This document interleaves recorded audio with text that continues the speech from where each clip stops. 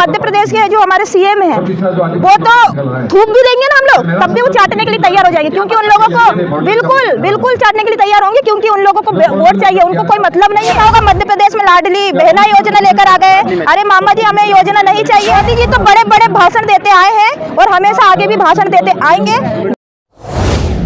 मेरा नाम साधना उइके है और मैं मध्य प्रदेश की राजधानी भोपाल की रहने वाली हूँ। 30 जुलाई 2023 को जयपुर से अंबेडकर सर्कल से हम लोग पैदल यात्रा करके दिल्ली जंतर मंतर तक पहुंचे हैं।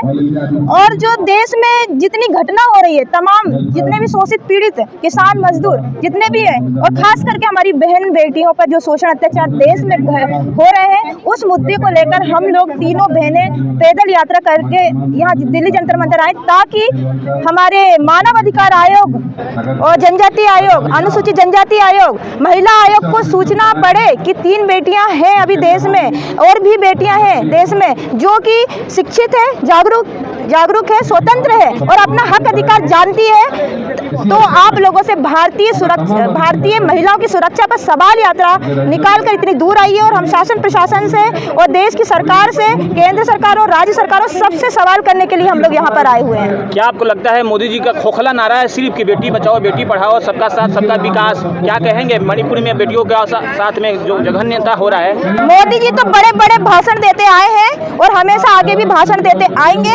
बेटियां देश की सुरक्षित नहीं है। सबसे बड़ा उदाहरण देख सकते हैं आप लोग, मध्य प्रदेश का नेमावर हत्याकांड हुआ था, जो कि सभी के संज्ञान में, देश के सभी के संज्ञान में है, लेकिन उस बहन को अभी तक न्याय नहीं मिला। तो कैसी सरकार, कैसा बेटी बचाओ बेटी पढ़ाओ, जिस बेटियों को 10 फीट गड्ढे में गाड़ दिया जाता है, तो ऐसी सरकार का हमें क्या करना है? क्या क्यों ऐसा होता है? खासतौर पर बीजेपी शासित राज्यों में डबल इंजन की सरकार में बेटियों के रेपिस्टों के साथ तिरंगा यात्रा, उन्हें फूल और माला पहनाया जाता है। अरे ये देश में बोल तो रही पुरुष सत्ता देश है, और जो केंद्र सरकार में बैठी है ना बीजेपी सरकार, ये सब अपनी मनमानी करने वाले लोग बैठे हैं, तानाशाही करने वाले लोग बैठे हैं। ये लोग लोकतंत्र में आज तमाम लोकतंत्र की हत्या के लिए, तमाम मनुवादी षड्यंत्रों को नाकाम करने के लिए हम जैसी तीनों बहनें जो निकली हैं, और भी हजारों लाखों बहनें निकलेगी। हाथ में जो बैनर है उसमें लिखा हुआ क्या वास्तव में भारत लोकतांत्रिक देश है, तो क्या लगता है आपको भारत के लोकतंत्र पे कोई शक है?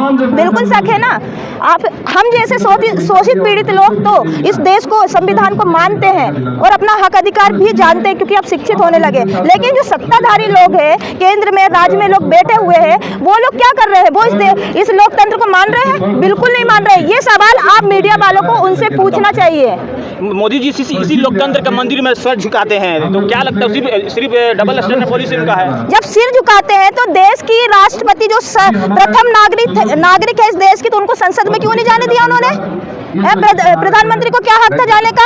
मेन तो हक था ना राष्ट्रपति महोदय जी का, क्योंकि वो एक दलित आदिवासी समुदाय से थे, इसलिए उनको संसद में नहीं जाने दिया। इस पर भी तो कार्रवाई होनी चाहिए, इस पर भी तो सवाल उठना चाहिए था। लेकिन देश के प्रधानमंत्री तो अपनी तानाशाही करेंगे, अपनी सरकार लाए हैं तो तानाशाही तो उनकी चलती आ रही है। कैसे निपटा जाए आपके माध्यम? मेरा ये मानना है कि जो देश का हमारा संविधान बना हुआ है, जितने भी सत्ताधारी और नेता मंत्री और देश के तमाम शासन प्रशासन हो, इन लोगों को स्ट्रिक्टली बोला जाना चाहिए कि आप लोगों को अपनी जिम्मेदारी सही तरीके से निभाए। किसी राजनीतिक पार्टी, किसी राजनीतिक पार्टियों के बैनर तले या उनके दबाव में आकर कोई निर्णय ना ले, और सही तरीके से यदि कार्रवाई करते हैं तो वो दिन दूर नहीं है जब बेटियों को सही तरीके से न्याय मिलेगा, जिससे देश के शोषित पीड़ित लोगों को न्याय मिलेगा। आपने हाल ही में देखा होगा मध्य प्रदेश के जो सीएम है शिवराज चौहान जी, पूरे आदिवासी का पैर धोते हैं। बिल्कुल, आदिवासी के साथ, दलित के साथ, तो वो और पीएम मोदी जो है सबका साथ सबका विश्वास का नारा के साथ जो है देश को आगे बढ़ा रहे हैं। देखिए मध्य प्रदेश के जो हमारे सीएम हैं वो तो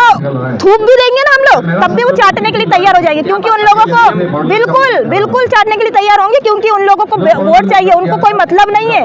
उन लोग को तो अपनी राजनीतिक रोटी सेकनी है, उनको जनता से कोई मतलब नहीं है।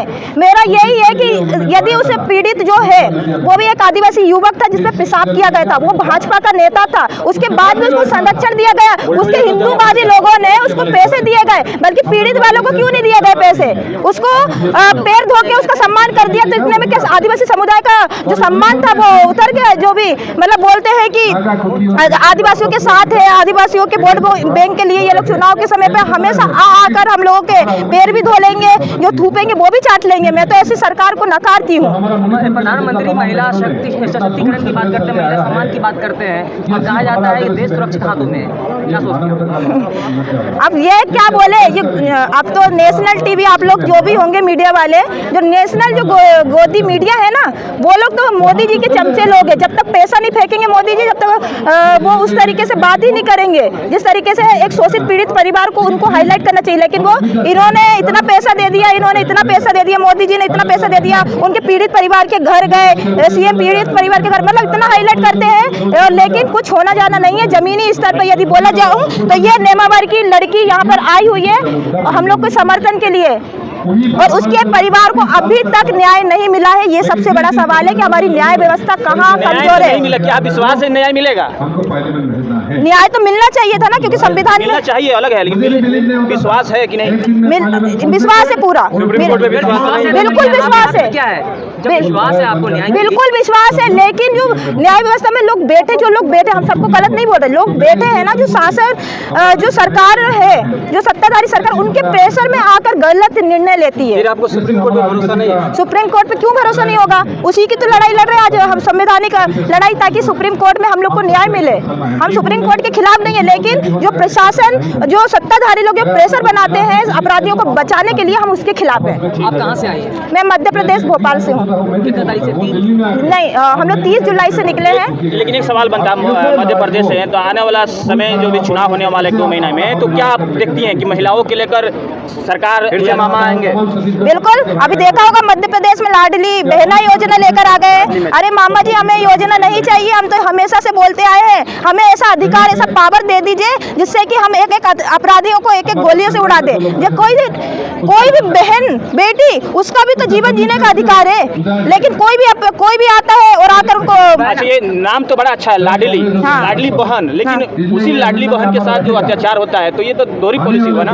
हाँ ना, तो क्या बोले, राजनीतिक सत्ताधारी लोग तो वोट के लिए कुछ भी कर लेते हैं, कुछ भी योजना ले आते हैं, उनका कोई फर्क नहीं पड़ता। सवाल है, क्या लगता है 2024 में बदलाव आप चाहती है? बिल्कुल बदलाव चाहते हैं हम लोग। इनको लाना चाहते हैं। मेन चीज हम लोग ये, जितने भी हमारे प्रतिनिधि है, ईमानदारी से और सामाजिक संगठन के हो, जो शोषित पीड़ित लोगों से मिलकर जाते हो, उनके साथ उठते बैठते हो, खाना खाते हो, उनका आवाज उठाते हो, ऐसे प्रतिनिधि होना चाहिए। हमें सरकार से कोई मतलब नहीं है। वो अकेले चुनाव में लड़े, उसके साथ जो भी पार्टी है उसका गठबंधन का नाम एनडीए है। अच्छा अच्छा।